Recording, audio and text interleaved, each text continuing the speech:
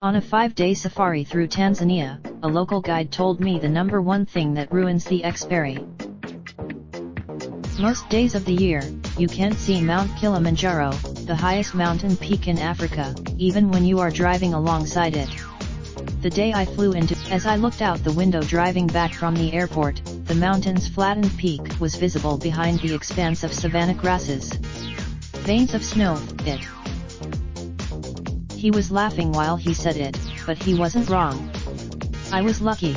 Over the course of a 5-day safari to the Serengeti and Ngorongoro crater and Tarangire, the 3 parks that dominate Tanzania's northern circuit, I had seen no less than 7 prides of lions, many herds of wildebeest, zebra, African buffalo, an elephant, giraffes, 2 cheetahs, and a leopard.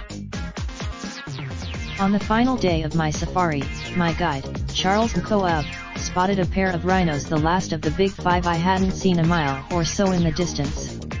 I watched them munch. Nko told me throughout the safari how lucky I was. Most people had, the day I left for the safari, Nko had warned me, if you expect going on safari to be like heading to the zoo, you are going to have a bad time.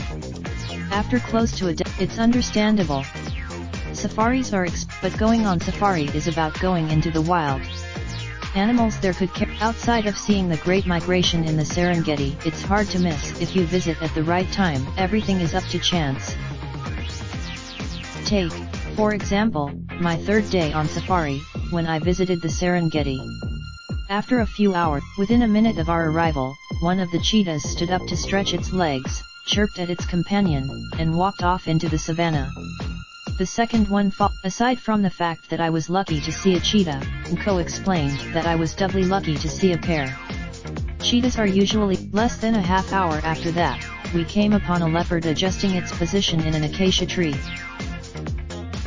Leopards are notoriously one of the hardest animals to spot on safari, Nko said, due to the fact that they spend most of their time sleeping on tree branches that they camouflage with. If we had arrived even a minute or 2 after we did, the leopard would have already laid down on the branch end, Nko said. It's unlikely he would have spotted the animal. I didn't see another. Therein lies one of the things no one tells you about going on safari. The Serengeti, it's about being lucky enough to be there in the moment that an animal exhibits a behavior that makes it visible, from you chancing upon a carcass that attracts hyenas to being in the savannah on the day that the lion pride is ready to eat a. Raindrop, drop top smoking, no cooking the hot pot. Fucking on your bitch, yeah, that. Looking up, open the park pot.